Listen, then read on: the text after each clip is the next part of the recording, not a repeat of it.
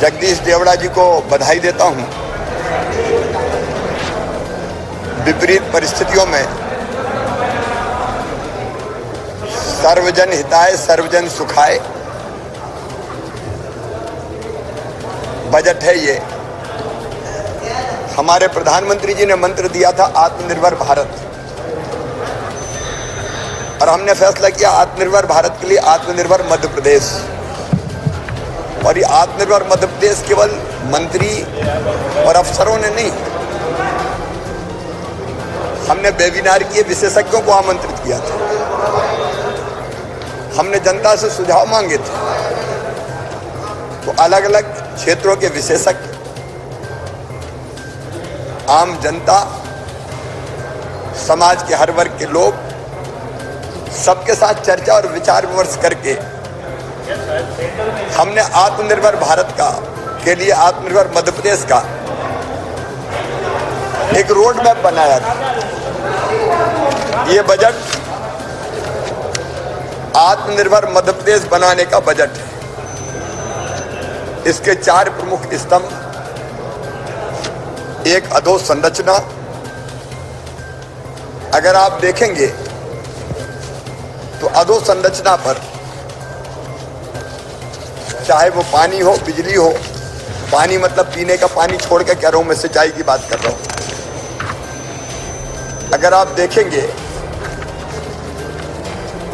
तो 44,152 करोड़ रुपए का लगभग प्रावधान किया गया है। आप जानते हैं कि अधोसंरचना के निर्माण से रोजगार के अवसर भी पैदा होते हैं। अधोसंरचना निर्माण और 2 और प्रमुख चीजें थी, एक शिक्षा और स्वास्थ्य। और दोनों पे अगर देखेंगे, शिक्षा और उससे जुड़े हुए क्षेत्रों पर, क्योंकि मैं पहले भी कहता रहा हूं 2 प्राथमिकता है हमारी, हेल्थ और एजुकेशन। हमको सरकारी स्कूलों की शिक्षा गुणवत्तापूर्ण करनी पड़ेगी, इसलिए सीएम राइज स्कूल जैसे सुझाव हमारे पास आए। और शिक्षा क्षेत्र के लिए भी लगभग 40,958 करोड़ रुपए का प्रावधान मध्य प्रदेश में पहले कभी नहीं किया गया। और उसके साथ साथ अब 9 नए मेडिकल कॉलेज बना देना, ये अपने आप में स्वास्थ्य के क्षेत्र में काम करने के लिए केवल मेडिकल कॉलेज नहीं, हेल्थ सेक्टर में प्राइमरी और बुनियादी सुविधाओं के निर्माण के लिए पर्याप्त धनराशि की व्यवस्था की गई है। तो हेल्थ और एजुकेशन जो अछूता सा रहता था, उस पर हमने जोर दिया है। एक बड़ी बात और इस बजट में हमने तय किया था कि बेहतर सड़कें बनाएंगे। दूसरे टर्म में हमने तय किया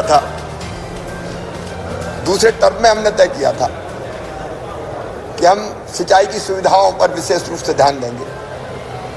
तीसरे टर्म में हमने तय किया था कि हम 24 घंटे बिजली देंगे। इस बार हमने तय किया शिक्षा स्वास्थ्य के साथ साथ हर घर को पीने का पानी, शुद्ध पेयजल, गांव में भी नल से मिले, टैप वाटर से मिले। और इसलिए जल जीवन मिशन के अंतर्गत नल जल योजनाओं के लिए जो प्रावधान किया है वो अपने आप में ऐतिहासिक, और ये महिलाओं के लिए, बहनों के लिए, बेटियों के लिए एक बड़ी सौगात है। हमने ये भी तय किया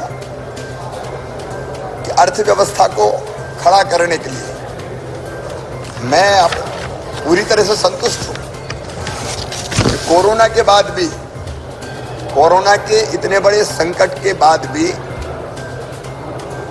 19-20 की तुलना में हमारी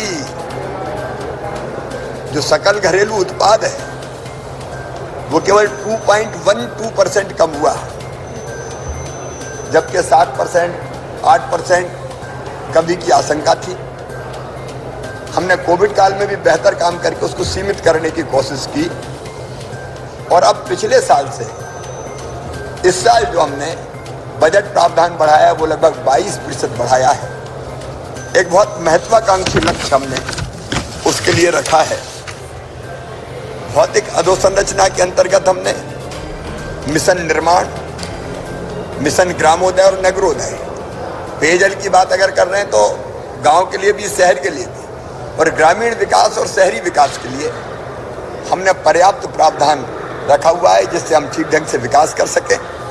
खेती हमारी अर्थव्यवस्था की रीढ़ है और इतना अच्छा जो प्रदर्शन हम जीडीपी में भी कर पाए उसका प्रारंभिक कारण, सबसे प्रमुख कारण है तो हमारी खेती और हमारे किसान हैं। जैसा मैंने बताया कि कोविड काल में भी हमने किसानों को भरपूर राहत दी है और इसलिए आप देखेंगे सिंचाई के लिए, बिजली में जो सब्सिडी देते हैं उसके लिए, 0% ब्याज पर कर्जा देने के लिए, फसल बीमा योजना के लिए, फिर कृषि के क्षेत्र में अधोसंरचना के निर्माण के लिए हमने पर्याप्त धनराशि की व्यवस्था की है। मुख्यमंत्री किसान कल्याण योजना के अंतर्गत 4,000 रुपया किसानों के खाते में डालना जारी रहेगा। 6,000 रुपया प्रधानमंत्री जी की योजना के अंतर्गत डलेंगे। लेकिन उसके अतिरिक्त फसल बीमा योजना का जो भी जिम्मेदारी हमने जो सर्वे करवाया, जो भी राशि आएगी, इस साल भी 8,000 करोड़ से ज़्यादा दी, उसके लिए हम अपना शेयर देके पर्याप्त प्रावधान हम कर रहे हैं। फिर राहत की राशि के वितरण में भी किसानों को सरकार कसर नहीं छोड़ेगी। लेकिन गरीब कल्याण की जो योजनाएं थी उनको जारी रखने का भी हमने पर्याप्त प्रावधान किया है। संबल योजना फिर से प्रारंभ हो रही है और महिला सशक्तिकरण के लिए महिला सेल्फ हेल्प ग्रुप से लेके और जितनी भी महिला कल्याण की योजनाएं थी उन सबको हमने ढंग से जारी रखा है। तो बच्चों की शिक्षा हो, स्वास्थ्य हो, महिला सशक्तिकरण हो, नौजवानों को रोजगार देना हो, और रोजगार के लिए चाहे एमएसएमई का सेक्टर हो, स्वरोजगार की योजनाओं का हो, चाहे और अन्य क्षेत्र हो, उन सबको हमने पर्याप्त धनराशि आवंटित की है। कुल मिला के ये मध्य प्रदेश को तेज गति से आत्मनिर्भरता की तरफ ये बजट ले जाएगा। जनता के सुझावों को ध्यान में रखते हुए हमने अलग अलग मिशन निरामय, मिशन बोधि, मिशन अर्थ और मिशन दक्ष, मतलब स्किल डेवलपमेंट के लिए भी हमने संभागीय स्तर पर ideal ITI, global skill park, उन सब की व्यवस्था की है। और इस बजट के बारे में अगर मैं एक पंक्ति में कहूँ तो सर्वे भवन्तु सुखिनः, सर्वे सन्तु निरामया, सर्वे भद्राणि पश्यन्तु का ये बजट है जो मध्य प्रदेश को प्रगति और विकास के रास्ते पर ले जाकर आत्मनिर्भरता की दिशा में ले जाएगा और प्रधानमंत्री जी के आत्मनिर्भर भारत के सपने को भी सच करेगा। नया टैक्सेस में नील में रहा। प्रदेश का किसान कर्जदार, युवा हो गया बेरोजगार, आम जन पर महंगाई की मार, व्यापारी पर करों का भार, कर्मचारियों को भूल गई सरकार, संवेदनशीलता का हो रहा झूठा प्रचार, जुमलों और घोषणाओं की सरकार, यही है इस बजट का सार।